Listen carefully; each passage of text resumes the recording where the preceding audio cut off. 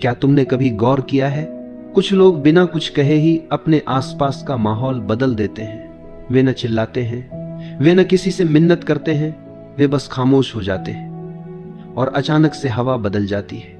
लोग बेचैन हो जाते हैं, लोग उन्हें खोजने लगते हैं और जो लोग हमेशा सोचते थे कि वे उन्हें बहुत अच्छी तरह से जानते हैं, अचानक समझते हैं कि दरअसल वे उनके बारे में कुछ भी नहीं जानते। सोचो, अगर तुम भी ऐसा करो तो, अगर तुम हर बात पर तुरंत प्रतिक्रिया देना बंद कर दो, अगर तुम झगड़े की जगह चुप्पी चुन लो, अगर तुम हर छोटी बात का जवाब देने के बजाय थोड़ा पीछे हट जाओ, तो क्या होगा? यही असली राज छुपा है। जब तुम हर समय उपलब्ध रहना छोड़ देते हो, भावनाओं में, शब्दों में, शरीर और मन दोनों से, तो लोगों के हाथ से तुम्हें नियंत्रित करने का साधन निकल जाता है, क्योंकि वे तुम्हें हमेशा तुम्हारी प्रतिक्रिया से पकड़ते आए हैं। कभी तुम्हारे गुस्से से, कभी तुम्हारी जल्दी जल्दी हाँ कह देने की आदत से, कभी तुम्हारे डर से। लेकिन जिस दिन तुमने ये डोरें काट दी, उस दिन खेल बदल जाता है और उसी दिन लोग यह महसूस करते हैं कि उन्होंने कभी तुम्हें समझा ही नहीं था। जब तुम अचानक अनुपलब्ध हो जाते हो, कौन घबराता है, कौन गुस्से से तिलमिला उठता है, कौन बार बार कोशिश करता है कि तुम्हें उकसाकर फिर से वही पुराना भाव निकाल ले। ये सब उनके बारे में बहुत कुछ बता देता है और तुम्हारे बारे में भी। सच तो यह है कि तुम अब तक अपनी ऊर्जा ऐसे लोगों पर खर्च करते आए हो जो उसके योग्य ही नहीं थे। तुम हर बार हाँ कहकर खुद को छोटा करते गए, हर बार तुरंत जवाब देकर अपनी शक्ति दूसरों के हाथों में सौंपते गए, हर बार भावनात्मक प्रतिक्रिया देकर अपना ही खून जलाते रहे। और दिन के अंत में तुम्हारे पास क्या बचता है? थकान, चिड़चिड़ापन और एक खालीपन जिसे तुम शब्दों में नहीं कह पाते। लेकिन मैं तुम्हें बताऊं, क्योंकि तुम उन लोगों के लिए बहुत ज्यादा उपलब्ध हो जिन्हें तुम्हारी खामोशी का एक पल भी नसीब नहीं होना चाहिए था। यह जो मैं कह रहा हूं, इसका अर्थ यह नहीं कि तुम दुनिया से मुंह मोड़ लो। इसका अर्थ यह है कि तुम पहले खुद को चुनो। महान संतों ने कहा है, सच्चा अनुशासन है स्वयं को पहचानना। जब तुम यह समझ जाते हो कि चुप्पी 1000 बहसों से ज्यादा ताकतवर है, तो तुम्हारे भीतर एक नई शक्ति जन्म लेती है। जब तुम पीछे हटते हो, भागने के लिए नहीं बल्कि होश में आने के लिए, तो वह पीछे हटना एक तपस्या बन जाता है। तो अब मैं तुमसे पूछता हूं, कब तक तुम दूसरों की भावनाओं से बंधे रहोगे? कब तक हर बार कठपुतली की तरह नाचते रहोगे जब कोई तुम्हारे घाव पर हाथ रख दे? क्या अब समय नहीं आ गया कि तुम उन डोरियों को काट दो, थोड़ा रहस्यमय बन जाओ? क्योंकि जिस दिन तुम हमेशा उपलब्ध रहना बंद कर दोगे, उसी दिन से सब कुछ बदलना शुरू हो जाएगा। बचपन से हमें यही सिखाया गया है, हमेशा हाँ बोलो, सबको खुश रखो, जल्दी जवाब दो, लोग नाराज न हो। और धीरे धीरे हमें यह भ्रम दे दिया गया कि हमारी कीमत सिर्फ इसी में है कि हम कितने उपलब्ध हैं। लेकिन असलियत बिल्कुल उल्टी है। बहुत अधिक उपलब्ध होना कोई पुण्य नहीं है, यह तो कैद खाना है। जितना तुम उपलब्ध होते हो, उतना ही तुम दूसरों के हाथों का खिलौना बन जाते हो। लोग तुम्हें एक बटन की तरह इस्तेमाल करते हैं। जब ध्यान चाहिए तुम्हें दबा देते हैं, जब दिल बहलाना है तुम्हें ढूंढ लेते हैं, जब उन्हें सहारा चाहिए तुम्हें याद कर लेते हैं, और काम पूरा होते ही तुम्हें किनारे रख देते हैं। कितनी बार तुमने सिर्फ इसलिए मुस्कुराया क्योंकि तुम ना कह नहीं पाए? कितनी बार तुमने थकान के बावजूद जवाब दिया क्योंकि डर था कि कोई नाराज न हो जाए?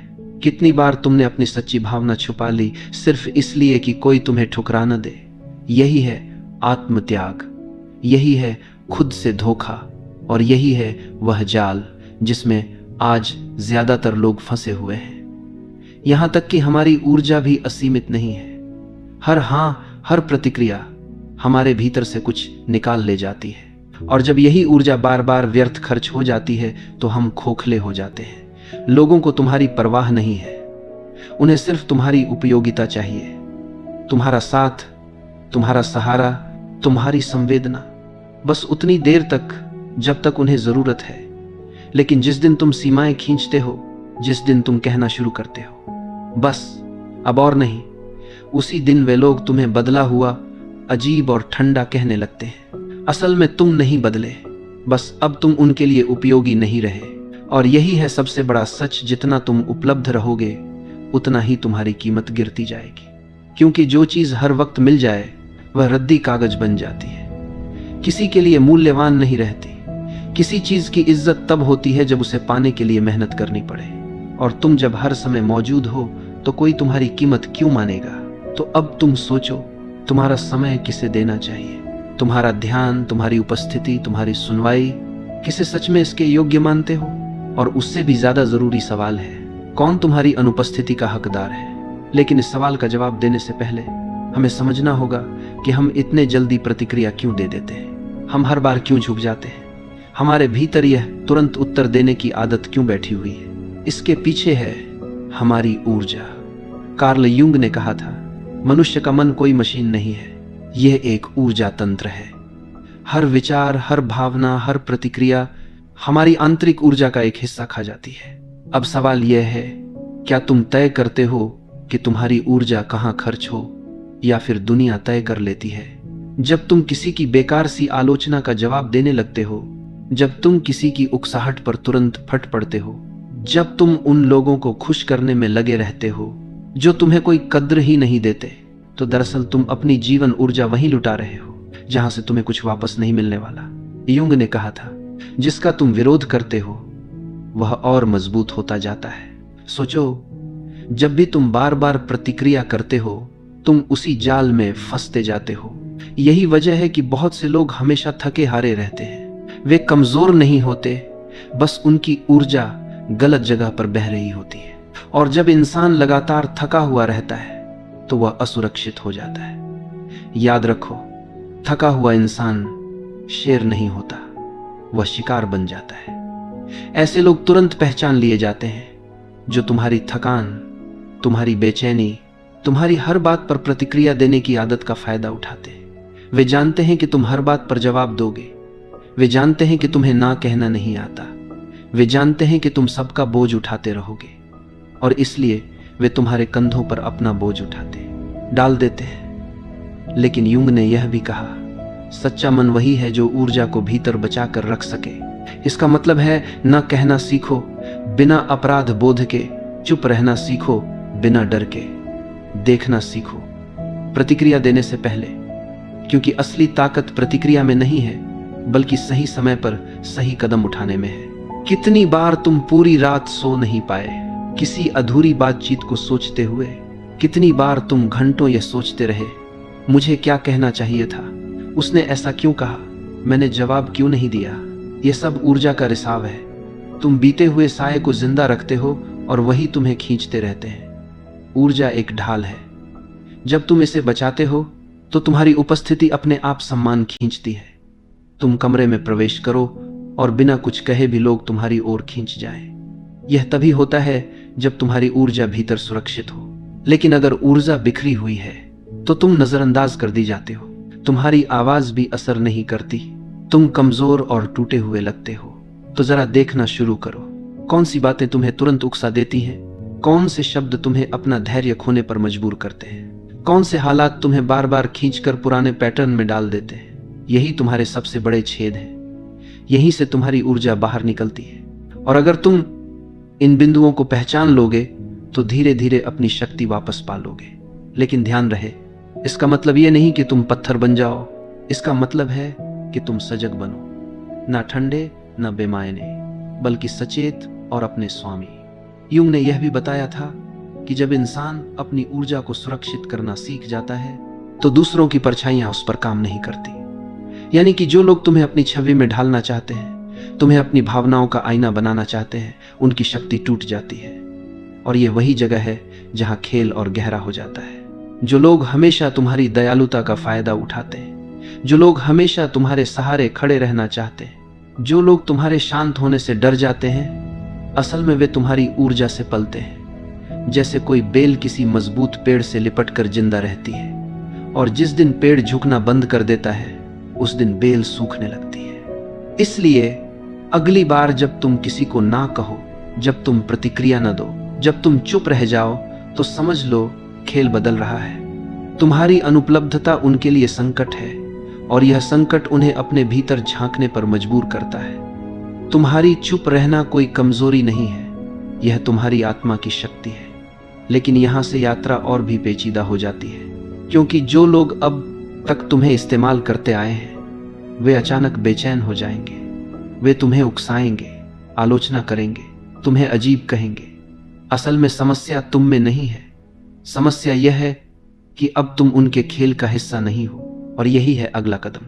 जब तुम सचेत चुप्पी में जाते हो, जब तुम प्रतिक्रिया देना बंद कर देते हो, तो दुनिया की सबसे गहरी चालें तुम्हारे सामने खुलने लगती हैं। मौन का खेल। आधुनिक दुनिया शोर से भरी हुई है।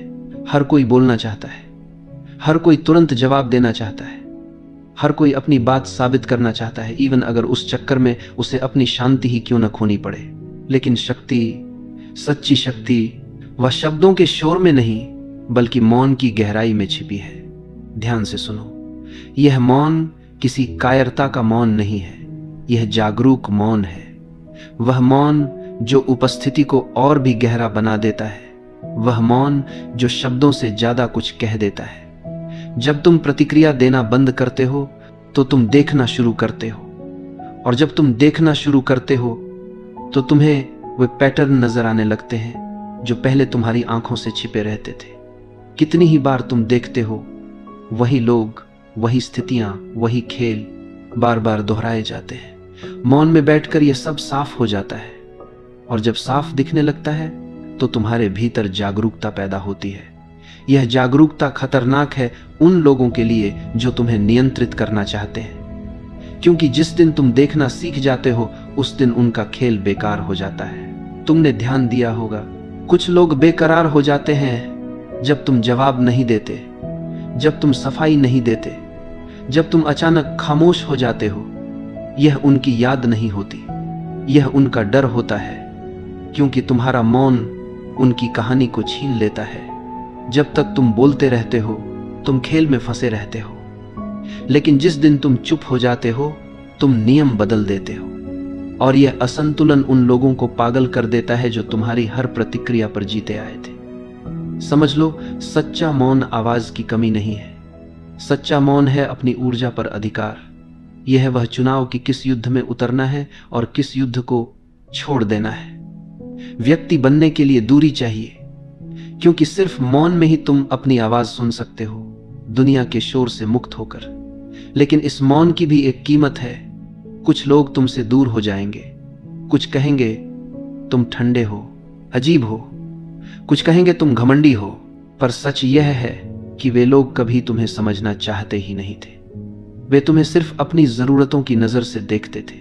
और जब तुम मौन चुनते हो, जब तुम उपलब्ध नहीं रहते, तो वे तुम्हें खोने लगते हैं। लेकिन सुनो, तुम दूसरों को नहीं खो रहे, तुम खुद को पा रहे हो धीरे धीरे। यह मौन तुम्हें भीतर से गढ़ता है, तुम्हारी थकी हुई ऊर्जा लौट आती है, तुम्हारा असली चेहरा उभरने लगता है, तुम्हारा केंद्र तुम्हारे भीतर मजबूत होने लगता है।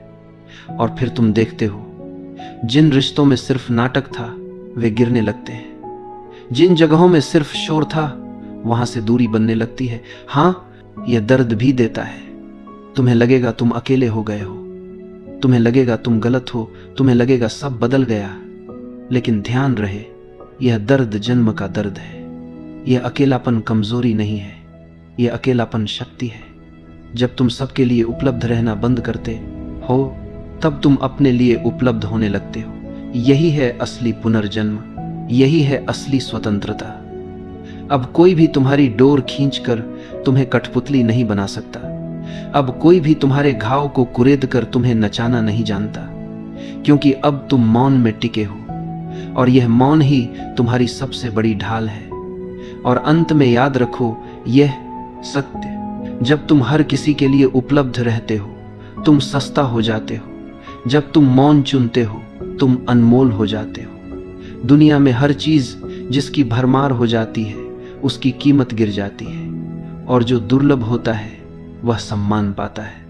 तो अपने मौन को दुर्लभ बनाओ, अपनी उपस्थिति को कीमती बनाओ, अपनी ऊर्जा को बचाओ, क्योंकि यही है जीवन का सबसे बड़ा अनुशासन, और यही है तुम्हारी असली आजादी।